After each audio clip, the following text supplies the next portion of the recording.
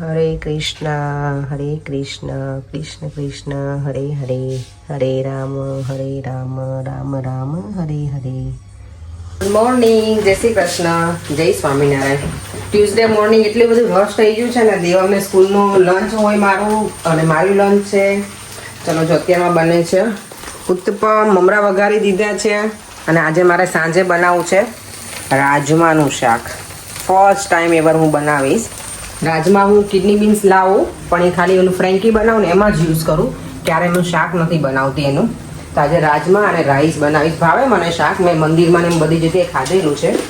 તો આજે ચલો ફર્સ્ટ ટાઈમ બનાવશું. અત્યારે મેં સોક કરી દીધા છે અને એમાં ખાલી મીઠું નાખી દીધું છે. રાત્રે પછી બાફી નાખીશું ને સાંજે. ત્યારે તો બધું થઈ જાય પછી દેવામને સ્કૂલે ડ્રોપ કરી લઉં. ગઈકાલે જો તડકો હતો ને આજે વરસાદ. વેધર છે અમારું યુકેનું વેધર ને પડે. અત્યારે જો શોપિંગ સેન્ટર આવી ગઈ છું. અમે લોકો બેંક હોલિડેના દિવસે ગયા હતા ને પ્રાઇમાર્કમાં, સેન્ટ્રલ લંડનમાં. ત્યાંથી મેં ડ્રેસ લીધો હતો મારા માટે. બરાબર મને થયો નથી, તો મારે રિટર્ન કરવો પડશે. મેં તો હવે અહીંયાના શોપિંગ સેન્ટરમાં જઈને રિટર્ન કરી આવું ફટાફટ. અને પછી જવું છે કોસ્કો મારે. ફોરેન પછી મને પાછા પિક કરશે અને પછી અમે કોસ્કો સાથે જઈશું. અત્યારે જો એકદમ સની ડે જ છે. સવારમાં વરસાદ હતો, અત્યારે સરસ થઈ ગયું છે પાછું. ચલો જો પાછા અત્યારે કોસ્કોમાં આવી ગયા છીએ. શૂઝ લેવા છે ને મારા, એટલે દેવામ અહીંયા સ્ક્રેચર્સના શૂઝ આવ્યા છે. દેવામ પૂછે મમ્મા કેમ અત્યારે કોસ્કોમાં? ઓકે, તને ક્યાંય ગમે નહીં શોપિંગમાં? આવું ક્યાંય ના ગમે મારા દીકરાને. ઉભો રે બેટા, ઉભો વેઇટ. હા ચલો ચાલો જો અંદર એન્ટ્રી લઈ લીધી છે. અહીંયા તો જોઈએ ને એટલું ઓછું પડે કોસ્કોમાં આવીએ ને ત્યારે. અહીંયા શું છે, આલમંડ મિલ્ક છે. અહીંયા અંદરથી લઈ લઈએ મિલ્ક. આયા છીએ તો આ જો ટામેટા કેટલા જોરદાર છે, એટલા મસ્ત કલરના છે ને. વાવ. ના કેપ્સિકમ જો કેટલી ફૂલ સાઈઝમાં છે અહીંયા. દેવામને તો જો એની ફેવરેટ છે ને ક્રિપ્સ લઈ આપી જ નહીં દેવામ, એકદમ પેલી એક્સ્ટ્રા હોટ વાળી, એટલે એને તો મજા આવવાની છે. હવે પ્રિંગલ્સ નથી લેવી ના બેટા? ના મમ્મા, આ પેલું સ્ટોપ કરો. હવે ડેડીને પૂછી જોજા. આ બેટા ઓનિયન વાળું નહીં મજા આવે આ ફ્લેવર દીકરા. અમારી પાસે જો સેમ આવો છે. આમાં હું છાશ ભરું કોઈ ગેસ્ટ આવે ને ત્યારે.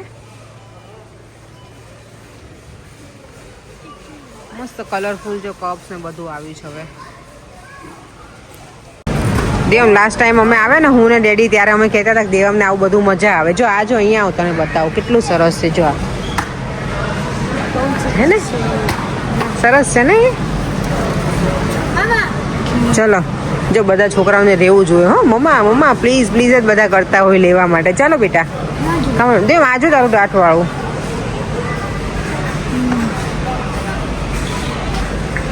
બીક છે ને, પ્રોપર વુડન છે. પ્રોપર વુડન છે.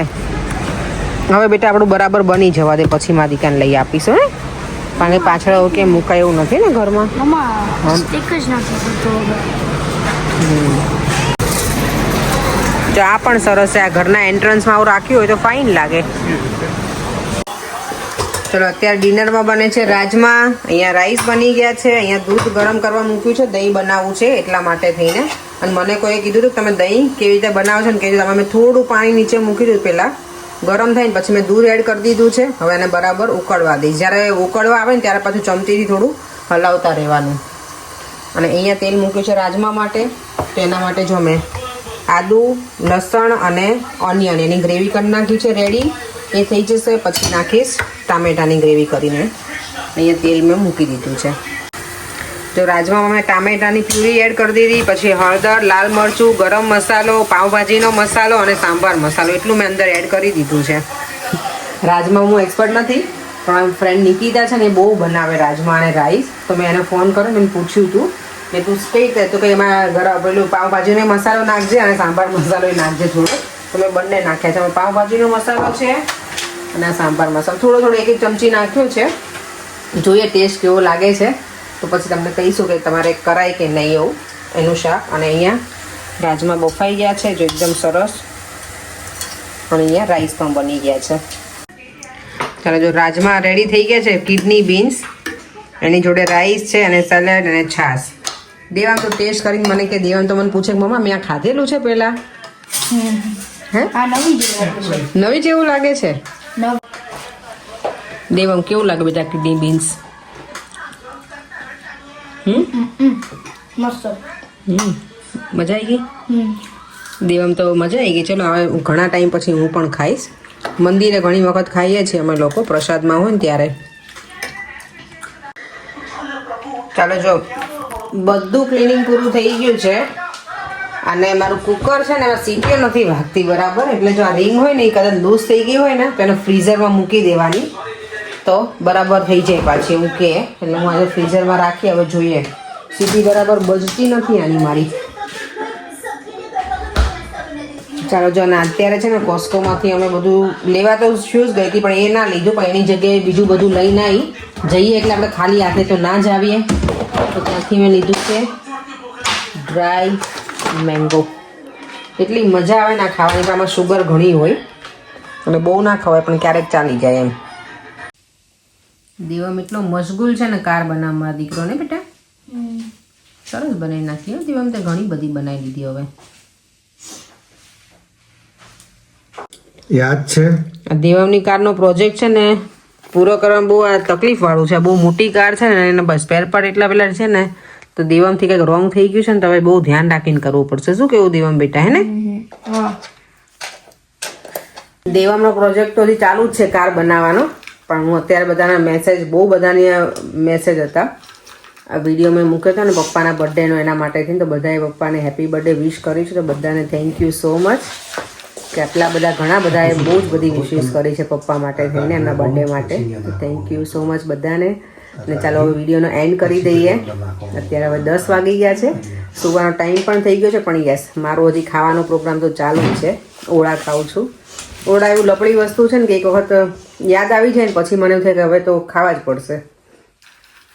તો ચાલો ખાઈ લઈએ. અને પરેગ આ તમે રાજમાં કેવા લાગે? સારા હતા. ચાલો તો હવે ફરીથી મળીશું કાલે નવા વિડીયો સાથે. અને યસ રાજમાનું તમે આવી રીતે ટ્રાય કરજો. પાઉંભાજીનો મસાલો અને સાંભાર મસાલો એ નાખીને તો ટેસ્ટી એકદમ મસ્ત ચટપટા બન્યા હતા. મજા આવી ગઈ. રાઈસ પણ ના હોત ને તોય મને તો મજા આવત, એટલા સરસ બન્યા હતા. ચાલો તો ફરીથી મળીશું કાલે નવા વિડીયો સાથે. Bye bye. જય શ્રી કૃષ્ણ, જય સ્વામિનારાયણ. જો વિડીયો ગમ્યો હોય તો લાઈક, શેર અને મારી યુટ્યુબ ચેનલને સબસ્ક્રાઈબ કરવાનું ના ભૂલતા. બાય.